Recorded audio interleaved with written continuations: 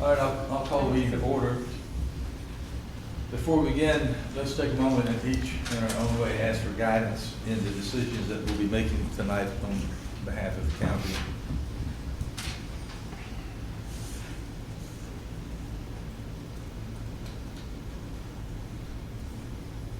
Thank you. Roll call. Mr. Talbot? Here. Mr. Easley? Here. Ms. Deering? Ms. Glass? Here. Mr. Craddock? Here. Mr. Merrick's? Here. Mr. Gaiman? Here. Okay. In your package, you have the agenda for tonight's meeting. Are there any changes, additions, or corrections to that agenda? If not, you'll hear that the agenda be approved as written. So moved. Second. Moved and seconded. All in favor, signify by raising your hand. You also have in your packet the minutes of the meeting of June 9th. Are there any additions or corrections to those minutes? Stand approved as written. Moved. Is there a second? Thank you, Ms. Glass. All in favor of approving the minutes as written, please signify by raising your hand. Thank you. Old business? No. No old business. New No. business. So next month, we will have one case. We will have a special use permit for a kennel. Okay.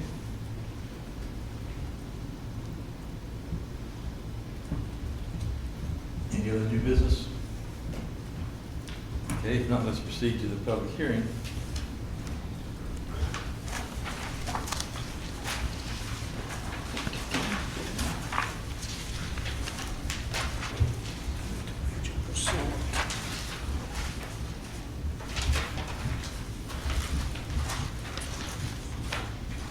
Ladies and gentlemen, pursuant to Article 5, Division 7 of the Pittsylvania County zoning ordinance, we, the Board of Zoning Appeals, have been empowered to hear and decide specific applications and appeals in support of said ordinance. In accomplishing this important task, we're charged with promoting the health, safety, and general welfare of the citizens of Pittsylvania County. We must ensure that all our decisions and recommendations be directed to these goals and that each be consistent with the environment, the comprehensive plan, and in the best interest of Pittsylvania County, its citizens, and its posterity. Anyone here to speak to the board other than the applicant regarding zoning cases will be limited to 3 minutes.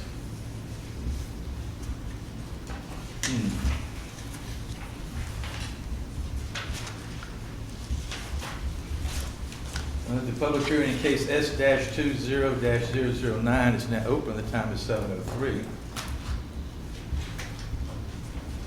Report, please. Case S-20-009, RE Blue Ridge LLC has petitioned for a special use permit on a total of 2,263.19 acres located on Tight Squeeze, Irish, West Giles, Hickory, Concord, and Deep Run roads on Newby Lane and off of White Oak Circle in the Callens, Gretna, Bannister, and Tunstall election districts for a utility-scale solar energy facility. The staff summary is enclosed in the board packet. Mr. Chairman, the representatives with RE Blue Ridge LLC are here to represent the petition. Okay.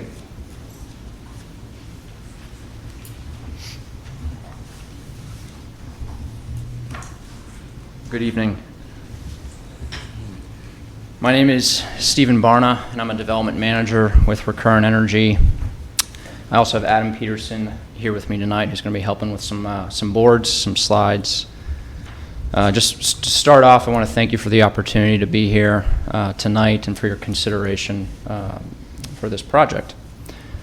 So very quickly, I wanted to run through some of the slides, and you might be able to find this in the community outreach section of our packet.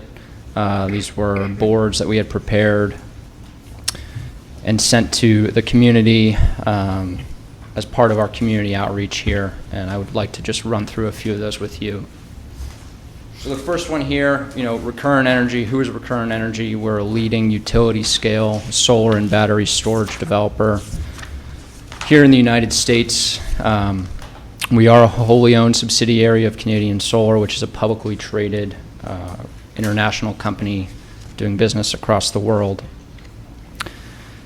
We have a project portfolio of projects similar to RE Blue Ridge of about 7,000 megawatts in various stages of the development cycle. Roughly, 4,000 megawatts of executed power purchase agreement or power contracts, and roughly 2,500 megawatts of operating projects here in the United States. A lot of folks always ask us, what is the closest project you've done work on or completed as a company? And we've completed 2 projects in North Carolina in Cabarrus and Cumberland County.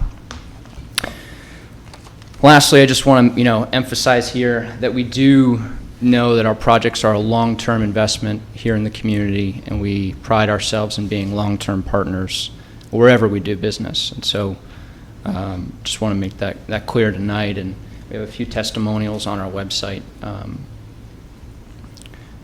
All right, so we'll go to the second board here. This is the details of our project here in Pittsylvania County. So Blue Ridge LLC is a 150 megawatt project which will power roughly 37,500 homes when completed. Acreage within the fence will be about 1,400 acres. And at the peak of construction, we're expecting roughly 350 construction jobs for this project, most of which will be sourced here locally. Over the useful life of the project, which we estimate to be 40 years, we are expecting $7.5 million in direct taxes to the county. And then just going up here to kind of the project timeline, this is a project that's been in the works for several years, and I always like to emphasize the amount of work and the time that we've put in prior to being here tonight and still to come. So, back in 2017 and 2018, we did a lot of desktop diligence, which essentially is looking at Google Earth, or a platform very similar to Google Earth, to identify areas that might be good for this type of development. In 2018 and 2019, we focused on securing our site control with 6 local families here in the county.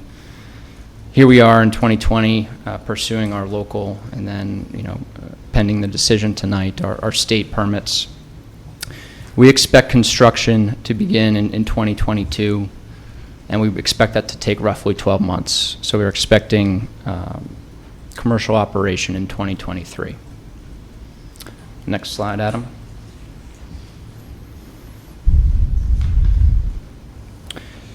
I always like to just focus on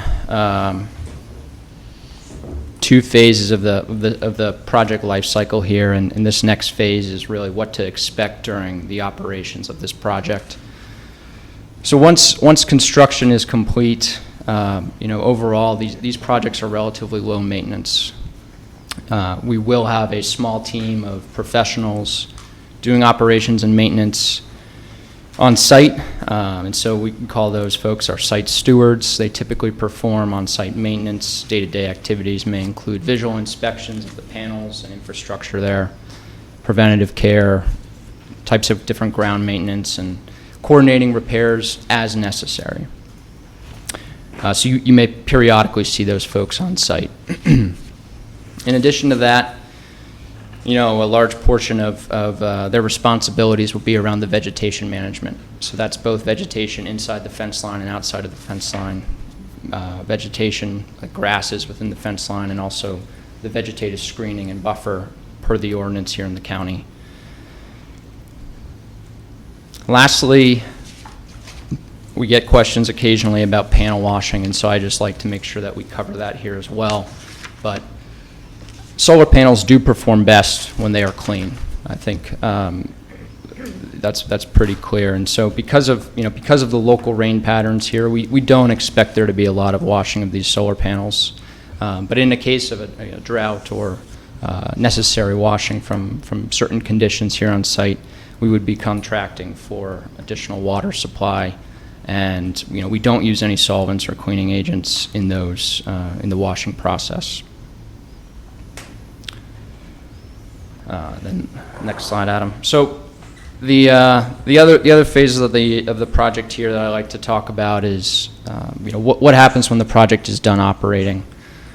And so we anticipate that a project like Blue Ridge will have an expected lifespan of about 40 years, 35 to 40 years is what we're expecting here.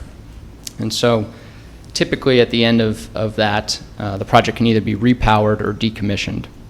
In order to repower that project, the project would have to come back before the county and work with the county to make sure that it's completed all the applicable studies and permits that are needed for operation at that time. If a project is decommissioned, then this is outlaid again per the ordinance, and so there's a decommissioning plan and a bond that's posted.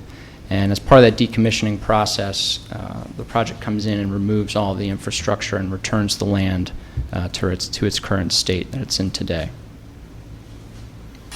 So just to be clear, decommissioning would include the removal of all equipment, including the solar panels and the support structures, any of the buildings or cabling, removal of any of the graveled areas or access roads, and grading and reseeding the earth, like I said previously, just to make sure it returns to its current condition. And this all has to be completed within 1 year, unless that's something that you all extend, but that's the current plan. And then, as I mentioned earlier, there is a cash deposit or surety bond that's provided as part of that decommissioning plan so that no taxpayer dollars are used or on the hook for taking the infrastructure off the land at the end of the useful life. And so I think that's where I'd like to stop for now. I did want to mention that last week there were some conditions that had changed, and we just wanted to note one in particular. We just redid a board here to show kind of the recommendation by the Planning Commission for evergreen plantings for the screening. And so what we have here is the old board, which was the deciduous plantings of trees and shrubs. And then we have a new visualization here of what the evergreen plantings would look like based off of last week's recommendations that I think are before you all tonight. And with that, I would just say that we are, we don't have any issues with these recommendations or conditions, and would open the floor up for any questions or discussion that you all would like to have. All right, any questions at this time? We'll have some before we finish. No one has signed up. Is there anyone in the public that wishes to address the board before we close the public hearing? Okay. Thank you. We'll be back to you. So we'll close the public hearing. The time is 7:13. Okay. Now there was some. All of you have a copy of the letters that were written and the responses. And is there any other information that you might have gathered outside of this hearing that you need to bring to our attention? Okay. So the presentation and this writing represents everything that we'll be basing our decisions on tonight. I do seem to be missing our pattern conditions for guys, I'm sorry. There you go. That's the pattern, and then the additions there from the commission. Oh, it's from the planning commission? Yeah, well, that's from the staff, and then the planning commission's recommendations on the second. Is that in here? Should have gotten it. Yep. Yes, it's in there. Yeah, but it didn't, the second one came from the planning commission. Right, that's the planning commission copy. They recommended two changes to the conditions. Okay. This is the document, this is what you emailed to us? Yes. Okay. I didn't print those emails out. It would be helpful to get hard copies when we get. I've got it on my phone, but it's kind of hard to read. Okay. So, First question, there's no specific proffer that R&E is making? No, sir. Okay. And you're familiar with these recommendations, original and as modified by the Planning Commission, 17 in total? Yes, sir.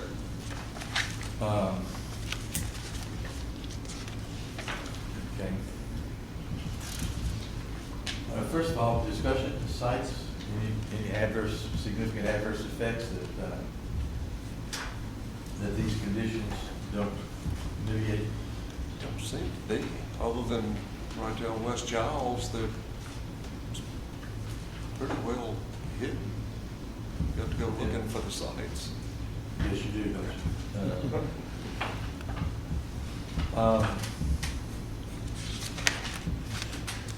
All right, I'm going to read these. It's lengthy, but since it's not in the form of a proffer, we'll read these. These are the conditions.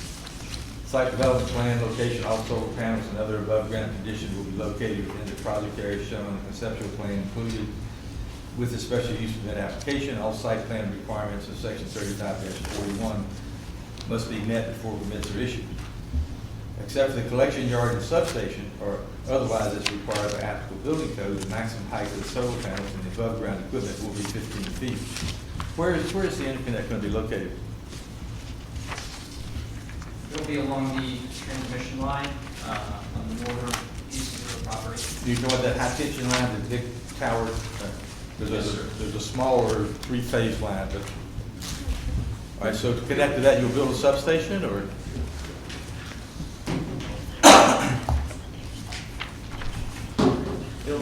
It will be on the transmission line. Okay. You see here, it's anticipated to be either here on array 7, Right. array 4, but here kind of just along the line. Okay.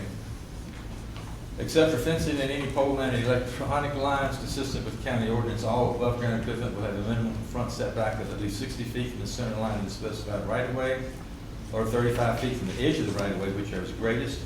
The side setback shall be 10% of the road frontage distance within a minimum of 10 feet. The rear minimum setback shall be at least 40 feet. No setbacks are required between parcel lines of parcels that are part of the single project. Fencing for the project will be stranded chain link at least 6 feet high. The applicant shall maintain the fence for the life of the project. Landscaping applicant will comply with section 35-121. Fencing and screening at the perimeter locations. The setback will include a minimum 15-foot wide landscape area comprised of existing vegetation supplemented as needed with a staggered row of planted trees or large shrubs. The vegetation will be designed to be at least 8 foot high maturity of any new plantings, and shall be a minimum of 5 feet in height at the time of planting. Prior to construction and site plan approval, a landscaping maintenance plan will be submitted to the zoning administrator for approval, which shall provide for the posting of a bond or other surety in an amount sufficient to ensure that the plans are successfully established and the landscaping is maintained or replaced during the life of the project. Did you mean to read the conditions recommended by the Planning Commission? That's what I thought I was reading. The planning commission's on the second. The amended conditions are down at You got, the bottom. So they made a change to the landscaping Okay, got you. and then the road repairs. Okay, so landscaping, a path that will comply with 35-121. At the perimeter location shown on the conceptual site plan, setback will include a minimum 15-foot wide landscape area comprised of any existing vegetation supplemented as needed with a staggered row of planted trees or large shrubs. Vegetation shall be evergreen and designed to be at least 15 feet high in height and maturity. Shall be a minimum of 6 feet in height at the time of planting. Existing vegetation shall be maintained and supplemented with new plantings as needed to maintain required screening prior to construction. And site plan approval of the landscaping maintenance plan will be submitted to the zoning administrator for approval, which shall provide for the posting of the bond or other surety in an amount sufficient to ensure that the plans are successfully established and the landscaping is maintained or replaced during the life of the project. It's got more words than any of the other. All public and private roads must remain open during construction. Any damage to the roads caused by the construction shall be repaired to pre-construction conditions and/or VDOT standards where deemed necessary. All right, that's 5 and 7, I believe. 5 and 7. All right, 6, construction management and mitigation. Prior to construction, the applicant shall prepare and submit to the zoning administrator a construction management plan to address traffic control methods, site access, fencing, lighting, mitigation of construction operations, and hours of construction activity. Erosion and sediment control prior to construction. The approved erosion and sediment control plan will be implemented for the entire project, and an erosion and sediment control bond will be provided. Stormwater management prior to construction. Virginia Stormwater Management Program permit from the Virginia DEQ will be obtained for the project, including an approved stormwater pollution prevention plan. Operational noise and electrical interference. The project will comply with all applicable county requirements for noise and shall not generate or create electrical interruptions or interference with existing electrical or electronic uses. Operational light, fixed lighting at the perimeter will be limited to gates and will be shielded downward facing to minimize light spillage and shall be motion activated. Compliance, the project shall be designed and constructed and tested to meet all applicable local, state, and federal standards. Decommissioning in accordance with section 35-141E, the applicant shall completely decommission the facility within 12 months if the facility ceases to generate electricity for a continuous period of 12 months, including all solar connectors, cabling, electrical components, fencing, and any other associated equipment, facilities, and structures. Prior to construction and approval of the entire site plan and decommissioning plan will be submitted to the zoning administrator, which shall provide for the posting of a bond or other surety applicable to the county, acceptable to the county, in the amount of the decommissioning costs not including salvage value for the project. Start of construction, the special use permit will expire unless construction of the entire project is commenced within 3 years of the date of the issuance. Survival, so long as the project is operated in conformance with these conditions, the special use permit shall continue for the life of the project. Comply with all DEQ regulations regarding non-point source pollutants, chemical sprays used in weed control shall comply with DEQ regulations. Fire and rescue training, the applicant shall provide annual training to the local fire departments regarding battery storage. Are there any other conditions that we would need to consider as part of the motion in order to mitigate the effects upon adjoining property? None? I'm sorry. Pretty detailed. All right, is the applicant willing to accept these conditions? Yes, sir. Okay, so we reviewed the site, saw the application, inferred the conditions. Is there anything else that we need to consider before we consider a motion? All right, so leading here as a committee of the whole, what's your pleasure? Positive or negative motion? Positive. All right, a positive motion. The positive motion would read, whereas R.E. Blue Ridge LLC has petitioned the Board of Zoning Appeals for a special use permit for a utility-scale solar energy facility, and whereas we find no substantial detriment to adjacent property, that the character of the zoning district will not be changed thereby, and that such use will be in harmony with the purpose and intent of the ordinance, and whereas there are no significant adverse effects upon adjacent property that cannot be mitigated through conditions, I move the special use permit be granted with the 17 conditions that I just read. Is that your motion? That's the motion. So moved. Ms. Glass, is there a second? And second. So moved and seconded. Any discussion on the motion? If not, all in favor signify by raising your hand. Thank you very much. Do I hear a motion to adjourn? Sounds better.